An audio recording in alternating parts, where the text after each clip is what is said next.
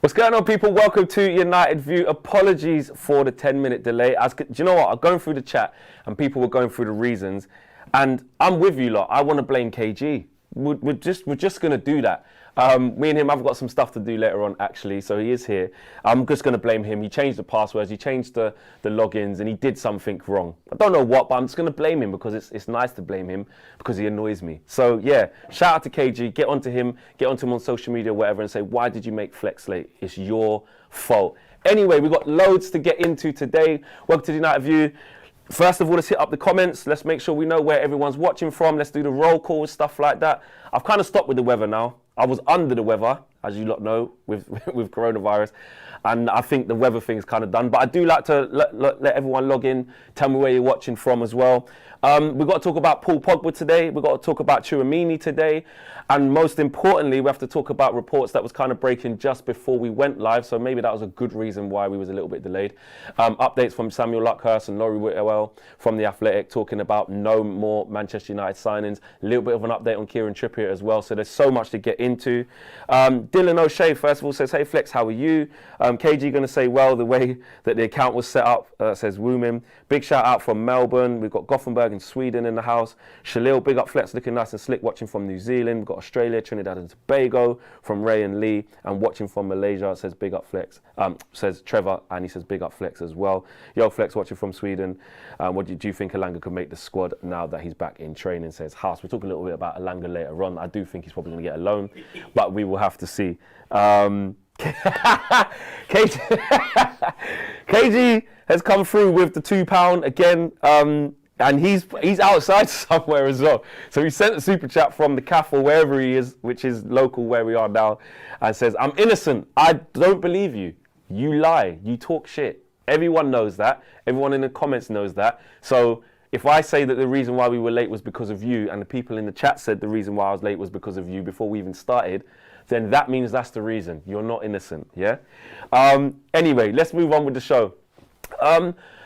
Do I start with the POGBA situation or do I start with the no more signing situation? I think the no more signing situation, because what we've got here, breaking news on Twitter, probably about 20 minutes ago now, and this was from Samuel Luckhurst, and he's basically said, Manchester United are unlikely to make any more signings this summer. He then goes on to talk about Kieran Trippier and says, sources say that a deal for Kieran Trippier to Man United is not completely off the table, but the likelihood of a breakthrough is remote, meaning it's very, very unlikely. Look, is it disappointing that the prospect of us signing more players isn't there? Of course it is, because we wanted that stardust window. We wanted the perfect window, which would have been Sancho, Varane, and the midfielder, and retain Paul Pogba. And to add the fifth to get the backup right back. But we've kept Dalot, so that kind of counteracts that. Those five things, areas, would have been the perfect window. And we've got, if Pogba stays, we've got three of them things. I suppose the right back situation, I suppose it is kind of sorted because we're going to keep Dalot. So we've got four of them things if Pogba stays without the central midfielder. Me personally, I still think what disappoints me is I can understand coronavirus. I can understand deals being difficult to do. I can understand maybe they couldn't get the one they wanted, but I still think there's enough targets out there to get a midfielder if they've been planning properly. The thing that annoys me about this is, and I want to know what you guys think as well, if we do get the outgoings that we think should happen, why is it not possible? Do you know what I mean? I said many times before, if we sold Andreas Pereira, which clearly we're not going to sell him, we've loaned him to Flamengo, that's all but waiting to be announced by the club. So we're not getting a transfer fee, so that's 15 million down, to be fair, which he could have got. Or 20 million for Pereira. You never know if we could have pushed it, maybe somewhere between 15 and 20. But that's not going to happen because we're loaning him. And the Jesse Lingard situation. If Jesse Lingard does leave Man United and on a permanent basis and goes to West Ham or Everton, I saw some reports saying, that's another 20 to 25 million there as well. So between him and Pereira, I was under, and I thought Dalot might leave, to be fair, but between him and Pereira, I was under the kind of understanding that we could raise, I thought we could raise the best part of 35, 40 million maybe from selling them two. The way it's gone, it hasn't really been that. there hasn't really been that. So I suppose we have to take that into consideration. But that's where my frustration comes from, is that I thought we'd have a few more outgoings to raise a little bit more money. Because we spent over 100 million, which is going to be in instalments, on Sancho and Varane. Although they were both bargains within their own right, we've still spent over 130 million on them, which is understandable. That's fine. We should be spending that on them, and we've got them for great prices. But if we're looking to kind of get more in, I don't understand why the outgoings haven't really come, and that is a worry for me. Let me see what you guys are saying. For the record, KG is never innocent, says Owen. Big up to Owen as well. No, he's not, Owen. You are correct. You are correct. KG is never innocent. And Flex, stop shouting. What's up, bro? Says G421. You're trying to troll me. I'm not shouting. And where's the Lukaku money? Lukaku was only 5 million. Exactly. The Lukaku situation, I think there was a situation where we knew that Lukaku was going to Chelsea and we were starting to get a bit excited. Say, we get peace from that. We need that. It's only 5 million. That's probably going to go towards someone's wages. Do you know what I mean? It isn't that significant. Big up from Singapore. No one wants our flop, says 88 Clarkster. And Lewandowski is available. I saw a price that it was available for. I don't think we're anywhere near getting him. And shout out to the mods sorting everything out as well with some of the prats in the comments. Yeah, big up David Lee, and big up, I think, Mimi as well, sorting everything out as well. We've got too much deadwood we need to clear out. Exactly. I just think that the lack of takers for the players that we didn't really, we see surplus, weren't really there. Is it testament to the bad planning? I think it is. I think when you make bad decisions early on and put players that you don't really think have a good, or turn out to not have a good career at the club, and you put them on big contracts, you're struggling. And I say that probably really angling that at Andreas Pereira. He's never really looked like he's going to be part of the long-term plan. I mean, in Ollie's first season, he played a lot then. He played a lot under Jose, but after that, I think we saw enough of Andreas Pereira over a sustained period of time to say, okay, he's not going to be the guy for us, which he wasn't. We bring in Bruno. My God, he's been the best attacking midfielder in the league since he's come. No one can even talk to him. But with that, he's gone to Lazio. I see that Pereira, he's had like 4 loans, isn't it? What is it? Like, I think it was Granada, I think Valencia, the last one, Lazio, and now Flamengo. He surely just needs some stability. He can't even find a home. And, you know, the fact that none of them teams came back and said, my God, what a good player. We'll have him. We'll snap your hand off. Here's 20 mil. It hasn't happened in 4 loans or 3 loans now, and he's about to go on the 4th. It shows you maybe the level that Andreas Pereira is at, that we can't shift him. The Mata situation was a bit different. We clearly got a plan for Juan Mata. I think a lot of people are saying it was sentiment FC, why are we keeping him? But Mata's value, what's Mata's value going to be if he was to leave? Probably about 15, 20 million at his age at most. But I think he wants to kind of see his career out there at United and then look to do the coaching thing. We don't know. Ambassador, I don't know, but there seems to be some sort of subplot there. Fakir says, I was told KG last night, kids in RSA be whispering. KG said that to me. People in South Africa were like mimicking our show and just like, just showing love and stuff. I'd said to him, seriously? He says, bro, seriously. So yeah, big up to anyone in South Africa who's enjoying the content, enjoying what me and KG do as well. That is dope. Ollie's brave for sticking with McTominay, says Vinay. And Flex, what's going on with your camera resolution? I don't know. Camera resolution should be fine. Josh, is the camera resolution all right? Someone was saying that. I don't know. It looks all right. Well, what I'm looking at. Maybe it's you. Just give it a little refresh, bro. Get new Wi-Fi. Maybe refresh the Wi-Fi. But back to the situation. If you're just joining us, there's reports that Man United are not going to get any more signings, and it will be disappointing. But I will still say this. and I will stick by this before we go on to talk about Paul Pogba and TCHOUAMENI in a little bit, and Kieran Trippier. I will still say this. Ollie has not got a free pass for not getting a defensive midfielder to say, we can't challenge, we can't win anything this year. I'm not having it.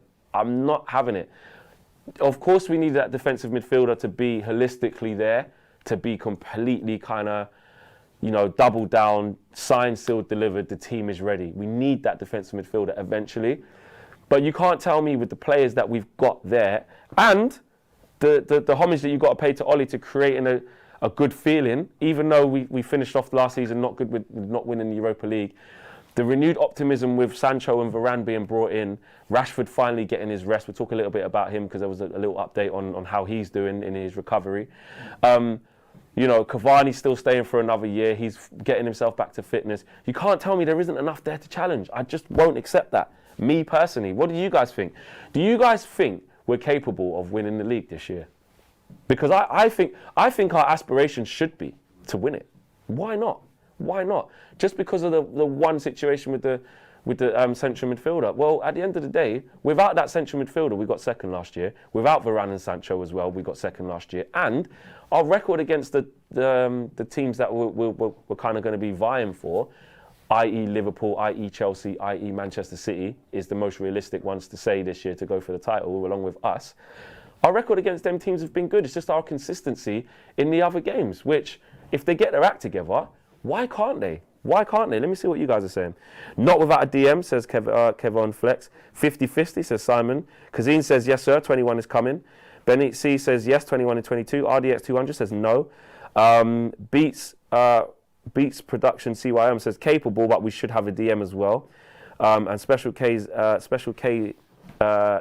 says, I don't accept, I want the league. 2013 is a long time ago, 100%. And yes, with a better game management, which Ollie is still learning, says Vincent Brown. Flex, we are winning the league, simple. If this team can't win the league, then we will never do it, says 64 Ahmed. DJ Talks, big up to DJ. Make sure you guys check out his socials as well. He says, we will win it this year. I'm here for all the smoke. See, I'm not, look, DJ says a lot of nuts things. KG says is, head of the Reckless Society. I'm not saying we are going to win it, but I'm saying we're going to be in the conversation. I honestly do think we will. Time will tell, evidence will show, but I got a good feeling that we'll be in the title challenge. And that, for me, is the minimum requirement, plus winning the trophy today. Jay Bruce says, is Rashford injury prone? Just because he plays through the pain a lot, people will say he isn't. A little bit off topic there. You threw me a little bit there, Jay Brew. Is Rashford injury prone? No, I don't think he's injury prone. I just think when he has got a few injuries, instead of taking the time quickly at those points, he's managed it in a way that he feels right, and the club have agreed to that, where he hasn't got the rest that he's needed to really sort things out, and they've turned into bigger injuries. So I don't think he's injury prone. I just think the management of his injuries could be better. But having said that, although we know we weren't getting the best Marcus Rashford, and he admitted it himself, his goals and how important some of his goals were, and how important he is to the team when he's scoring goals, have been there in the last 2 seasons. What's he got? 20 goals the last couple of seasons? I know it's across all competitions, but he's got back-to-back 20 goals in the last 2 seasons, and that's with him not being at his best. So his impact, you have to say, even though Marcus can frustrate me sometimes with his decision-making, I still think he's got gears to go up in his game, and he's still learning. He's still been a big player for us, and that's with the injuries. So I don't think he's injury-prone. I just think the way that he manages the injuries needs to be better, personally. There's loads of people in the chat at the moment. Nobody's going to bid for McFred if we put them in the market, so why would we expect people to buy Pereira, Jones and ETC, says Woomin. And back to when I asked you guys, do you lot think we should be challenging for the title even without a defensive midfielder? It was pretty mixed. It was pretty mixed, and that's interesting to see. I still think we should be challenging. I think that squad, yes, it might take a dip from City or someone not to be at their best or whatever, but that squad could win the league. It could win the league. Pogba, Bruno, Cavani, Greenwood, Sancho, Varane, Maguire, Martial, Rashford when he's back fit. It's a scintillating team, guys. You're only looking at McTominay and Fred as the weaknesses and saying, all right, cool, but you should still be able to make allowances to mount a title challenge with them. So stranger things have happened. Of course, by rights, we're not the favourites. I get that. And I'm not saying Ollie better win the league or he hasn't had a good season. I'm not saying that. But we should be in the conversation with that team. I don't care. Like, Bruno's firing. We're saying that Bruno's the best attacking midfielder in the league. The stats prove that. That's not just Man United bias. He is. So we've got that. We've got Paul Pogba, who we accept is an unbelievable player. Brilliant. Cavani, one of the best strikers in the league. Fact. Sancho, one of the best young players in the whole of Europe. Fact. Varane, top 3 centre-backs in the world? top 5 if you want to just be safe with it. Easily top 5. Harry Maguire starting to turn into a class centre-back, which he's starting to show his price tag. Luke Shaw, top 3 left-backs in the world. Some people say the best, whatever you want to say with that. Like, there's talent there. Mason Greenwood, one of the best young prospects in the world, doing his thing, growing into the game. Marcus Rashford as well. So you can't tell me that there's not undeniable talent there. Tinkwawu says, hey Flex, hello from Australia. I would like to say that the squad that we have is capable of challenging the title. We were top of the table end of last year. You have to believe, CDM or not, much love. I agree. I 100% agree. We do need the CDM to make us consistently there. I get it. I'm not saying that McTominay and Fred are good enough forever. We still need better. But I think that with what we have around them, they're good enough to get us through. I really do. I honestly do believe that. Or if Ollie wants to change it up a little bit and put Pogba in the pivot with McTominay or Fred and try and make something happen when Rashford comes back, you know, and get that consistency and the balance with Sancho on the other side, just doing bits, linking up with Wan-Bissaka. We're more solid now with Varane there, where we should be with Varane and Maguire, so they should be able to play a little bit higher up and dominate a little bit more on the front foot. These are all little things. Don't underestimate the impact that Sancho and Varane are going to have. I think they're going to have it. I hope you guys think they're going to have it. I think they're going to have such a significant impact on that team. Varane is so good. I don't think people realise how good he is. And I can't wait to see it in action. Don't get me wrong, I am cautiously thinking, I have gone full smoke with Varane. You don't know this. I have gone absolutely full smoke. But at the end of the day, I believe in it, and I believe he's that good, and I think he's going to prove that. And I think within 3 months of him playing, we're all going to be like, wow, what a difference, what a difference. And if that hasn't happened, not just in the 3 months, but over the course of the whole season, then I'll have to hold my hands up and say, wow, I got it wrong. I couldn't see that coming. Moving on. First of all, smash a like on the video. Subscribe if you lot are new. You lot know what to do. We nearly at 500 people watching. Let's try and push that up as we go. What I want to get onto now is Paul Pogba. And this is the latest on it. It's a little bit confusing when you break it down with the Paul Pogba situation. I'll tell you why. There was reports of maybe a new deal being proposed to him recently, and he's kind of thinking about it. And then there's reports coming out saying, no, it's not a new contract. It's the same one that's been on the table since last summer when he came back. So let's just get into kind of the reports, and let's try and break it down and get a little bit of clarity on this. So this is from Laurie Whitwell from The Athletic. He says that no new contract was offered to Paul Pogba when he returned in good form from the ankle injury last summer. Remember when he was out and then he came back from there and had a really good end to the season. Man United triggered the 1-year extension in his contract, which we knew. But Pogba was left feeling disappointed. Sources say that he was willing to sign up at that point. So what we're actually seeing now from this position, from this situation unfolding, is not the fact that Man United have slapped a new and improved offer for Pogba in the last couple of days / weeks. It's not that. What we're hearing from this is that they've put an offer on him down on the table from last summer when he came back from his ankle injury. We triggered the extension, which we knew, to give him more time. But actually what we're hearing is that Pogba's basically a bit pissed because he's like, you're just extending my contract. He feels like he would have signed then, but they extended his contract then and didn't offer him. So it is a bit of an interesting situation. Laurie Whitwell also goes on to say that Man United offered Paul Pogba a contract in the second part of last season.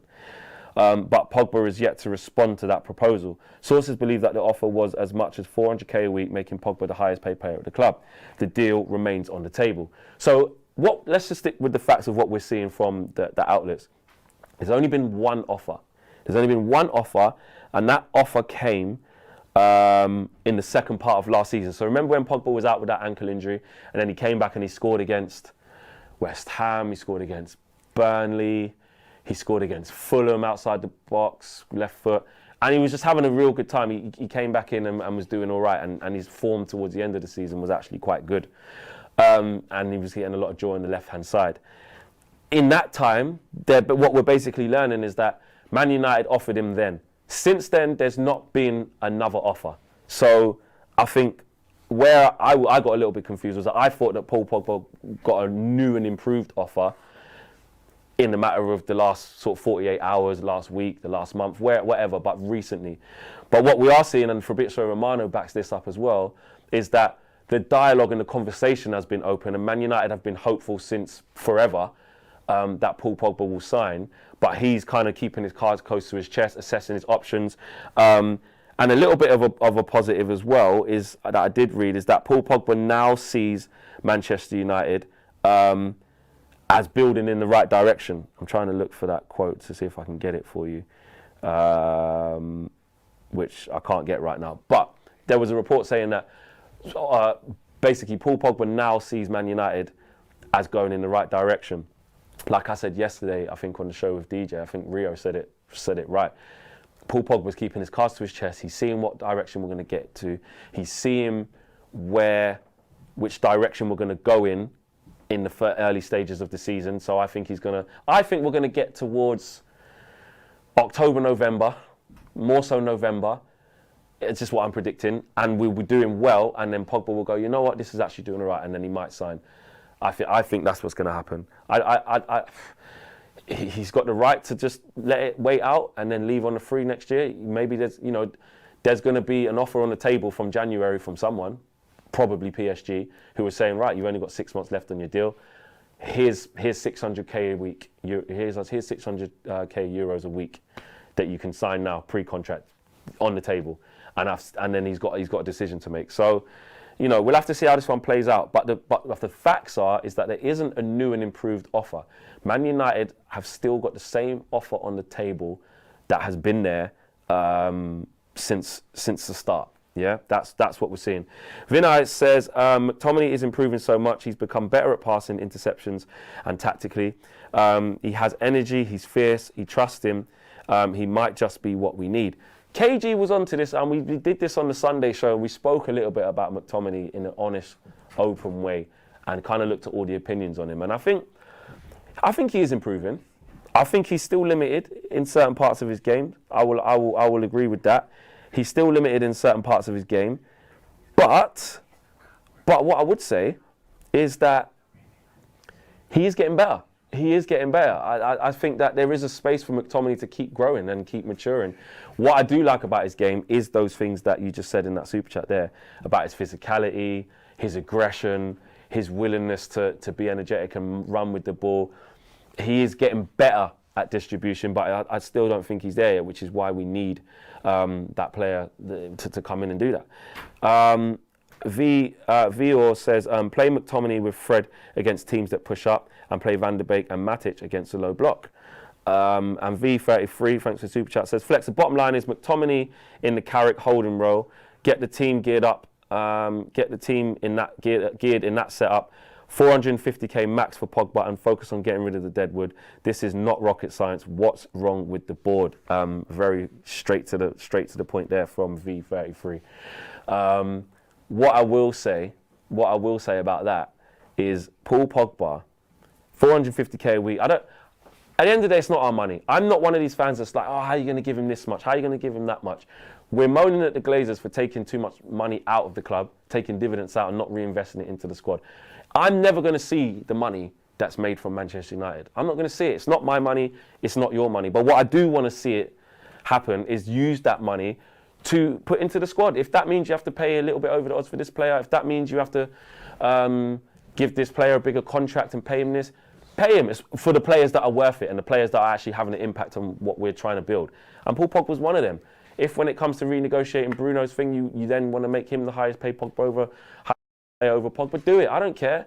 Like, he's doing the business. Do you know what I'm saying? If when you renegotiate Harry Maguire's thing or Luke Shaw's contract, which is up for negotiation soon, give these players what they want without putting us into, real bad situation, end up like Barcelona within context. But what I'm saying is I'm not really too fussed about Paul Pogba becoming the highest paid player. I don't really care. It's not my money. Kunzu says, respect Flex. Yeah, respect to you as well. So that's where we're at with the Paul Pogba situation. Quickly, I want to touch on as well, Kieran Trippier. Samuel Luckhurst was saying that it's not beyond the realms of possibility, but it's looking very unlikely for Kieran Trippier. I can't see it happening. I don't see Atletico Madrid budging. I don't see them changing their stance on it. He's their starting right back. They're La Liga defending champions. Big season for him. Would I like him to come to Man United? Absolutely. I would have him in a heartbeat. I think he's brilliant. I honestly think if he came here, like I've said many times, he would play a lot more than people think he would play. A lot more. Because he's a good player. He's a very polished player. And he's at the perfect age of his time of his career. V33 says, at least Pogba is not going to be performing anywhere near the standard of a certain piano player that we know of. 100%. I mean, that Alexis Sanchez situation was, yeah, I mean, he was on 400 plus, weren't he? And broke the wage structure. But look at what we got for that. It was absolutely horrendous. The less said about that, the better. I really do think that. And also to Chimi, we're not in for him. You know, there was talks over the last couple of days of Man United igniting interest in him. Fabrizio Romano's come out and said it. A lot of the English-based journalists have come out and said it. We are not in for signing him at all. No talks, no negotiations, no calls, no nothing. So I think you have to just park that and leave it. Will we start to see that in the last couple of weeks of the transfer window? Random names popping up from nowhere. Man United in talks with this, that and the other? Of course we will. This is what happens in the transfer window. So look out for it. Look out for it. We'll cover it here on United View as we get it. But sometimes when the kind of story breaks, I like to see what kind of follows, how long it stays around for before we go with it. And that really, to be fair, was a real quick one. His name was mentioned, and then within 24 hours, a lot of credible outlets came out and said, no bid, no contact, no talks, no phone calls, no nothing, no interest. So that's where we're at with that. Smash a like on the video, guys. Subscribe if you are new. That's your latest Manchester United transfer update. As I'm leaving, let me just see if there's, make sure there's, oh, there was on Super Chat, I thought so. Gnome de Guerrero says, I hope I've said that right, apologies if I haven't, says, what squad composition this year beats the low block? How many points on the table were denied to us last year from the low block? Much respect to you. What beats the low block? Yeah, I think ball playing midfielders beats the low block. When, like you're saying, someone said it earlier, when you're playing against a team with low blocks who are just trying to sit in and make it difficult for us, you need players who can manipulate the ball. You need players who can drag opposition players out of position, and you need pace as well. We've got pace, we've got creativity in Paul Pogba, in Sancho, in Rashford when he's back, in Bruno, we've got that. But I think that's where you then start to look at McTominay and Fred, and Matic and Van der Beek, or Matic or Van der Beek, one of them needs to come in and play. And you only need one holding midfielder. You can set up as a 4-2-3-1, but when we don't have the ball, like we saw against Leeds, there was times when we didn't have the ball, it was actually a 4-3-3. It was. They did kind of play like, I'm not saying it was a fluent 4-3-3, but when we had the ball, you had McTominay making forward runs and travelling with the ball and leaving Fred as the sole holder, and where he went up and joined Bruno. You had sometimes even Fred got forward and scored. I know it was a bit of a different period of the game as it opened up, but we wasn't just sitting with McTominay and Fred just in front of the back four, not going forward. Clearly, we weren't doing that. So, but when we didn't have the ball, then we're getting into that shape and making it happen. And the same thing with Paul Pogba. So yeah, to answer your question, I think you've got to change it with the low block. That's what I think our best team is with that. I'm out of it, guys. Smash a like on the video, and I will see you guys tomorrow. Just a quick little recap for you guys to let you know where I'm at. Check out Sky Sports News tomorrow. Obviously, I was under the weather and couldn't make the first 2 weeks. I was absolutely gutted, but like I said, I was supposed to be with Sky Sports News throughout August for the rest of the transfer window. I will be doing it. I'll be there tomorrow. Check me out there at 9 a.m. All right, 9 a.m. and 12 p.m. as well. So make sure you guys check that out. And also, we'll have a video on here for you guys with your latest Manchester United transfer news. As always, I'm out of here. Peace.